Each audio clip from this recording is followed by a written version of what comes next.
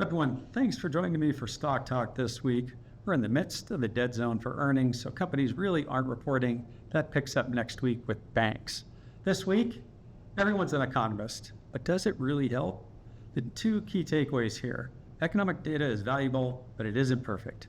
Most government economic reports are backward-looking, frequently revised for months, and often give investors a false sense of precision.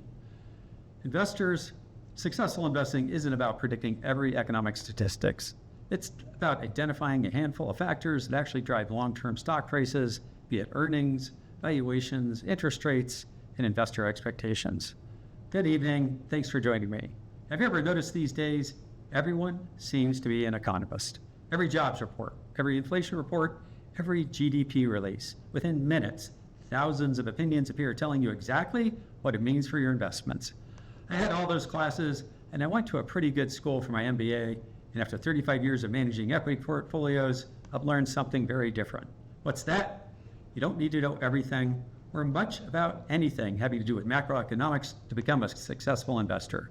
In fact, trying to predict every economic data release can actually make you a worse investor. Tonight, I want to explain why.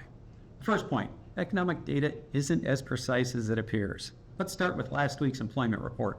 This data is from Zero Hedge, who our team has relied on for almost 5 years to dissect, true up, and interpret these government stats. The headline said the U.S. economy created only 57,000 jobs, roughly half of what economists expected. At the same time, the unemployment rate actually fell to 4.2%. Everyone, how can job growth slow so dramatically while unemployment improves? The answer lies beneath the headline. The labor force actually shrunk by 720,000 people, causing the participation rate to fall to its lowest level in years.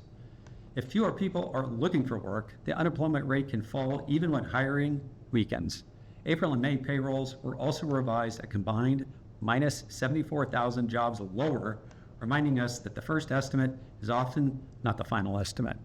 April was cut by minus 17%, and May was even worse at minus 25% adjustment down. The worst aspect of the jobs report was once below the surface, where we find that the number of full-time workers collapsed by 514,000, confirming once again that the composition of the U.S. labor market remains, one word, terrible. Remember, under this government accounting scheme in the non-farm payrolls report, firing one full-time worker and hiring that same worker back for 2 part-time jobs results in 1 net job being created. The NFP tracks the number of paid positions, not the number of employed people, so each new payroll counts as a separate job. The number of full-time jobs has dropped more than 2.2 million in about 18 months. Here's what many investors forget. Current government economic data is collected after the fact. It's revised for months. Most often, it's substantially changed long after the headlines disappear. The Bureau of Labor Statistics does work trying to measure an economy with 170 million workers, many who no longer want to be counted. These estimates are never perfectly precise, which means investors should be careful about making portfolio decisions based on 1 or 2 monthly reports. One of my favorite sayings is, economic data is often inaccurately precise. We quote it to the nearest 1,000 jobs, sometimes to the nearest 0.1%, but months later, the numbers can look very different. Which brings me to my second point. Please, particularly in the stock market, don't confuse correlation with causation. Now, let's talk about another investing myth that our team spent months dispelling a few years ago. For 2 or 3 years, particularly post-COVID in 2022, one of the most popular charts on the financial TV compared the Federal Reserve's balance sheet with the return of the S&P 500. It was a pretty simple argument. The Fed printed money, the balance sheet expanded. That's why stocks went up. Here's a copy of the chart that was circulated for months in 2022. This chart was everywhere. To help dispel this notion, RIA Advisors produced this one that even had the timing of all QE programs on it. I like his chart because it was pretty apparent this wasn't a real thing. But man, this argument was everywhere and it stuck around for a long time. Firms like GMO, as part of their continuing bearish call on stocks back then, highlighted research showing the balance sheet expansion appeared to support equity valuations and influence market returns. But here's the problem. Correlation doesn't prove causation. If the Fed's balance sheet alone drove stock prices, then stocks should have struggled as the balance sheet stopped growing, or it even shrank. The Fed's balance sheet peaked in mid-second quarter of 2022. Here's that chart. And since that time, the S&P 500 has returned almost 85%. It didn't decline with the balance sheet, even in time periods that were discussed. Why? Corporate earnings accelerated, productivity expanded, margins improved, and companies continued generating record cash flows. Those fundamentals helped support stock prices even as the Fed's balance sheet became a much smaller part of the story. Sure, the balance sheet mattered. Money supply and liquidity mattered, but they weren't the entire explanation. Investing is rarely driven by one variable. It's usually several important variables working together. Earnings growth rates, real interest rates, inflation, and investor sentiment and positioning.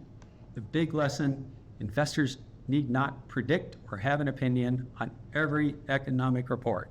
Most of all, we need to understand, are earnings growing, are earnings accelerating or slowing, are profit margins improving? Which way is free cash flow heading? Are valuations expanding or contracting due to market-based interest rates? Is the monetary policy becoming more or less supportive for assets? That's a much shorter and much more useful checklist. So everyone, the next time someone tells you they know exactly what one economic report means to the overall stock market or how one government statistics will move the market, probably run. Remember this, the economy is incredibly complex, and given its complexity, it's slow to change direction. Government data usually gets revised to the point that it's generally not particularly useful in making longer-term investment decisions. Markets and corporations, at least the best ones, can constantly adapt. After 35 years in this business, I'm not interested in predicting or even discussing every headline. I'm interested in understanding the long-term diverse nature of stocks' revenue, earnings, and cash flow that drive wealth creation. Because successful investing isn't about becoming a good economist, it's about becoming a disciplined investor. Stay focused on earnings, stay focused on cash flow, stay focused on rate of changes, and stay diversified. Try not to let one monthly data release, particularly in a time of the quarter when companies aren't reporting earnings, cause you to lose sight of your long-term investment plan. I'm Chris Perras with Oak Harvest Investment Group. Thank you for watching, and we'll see you next week.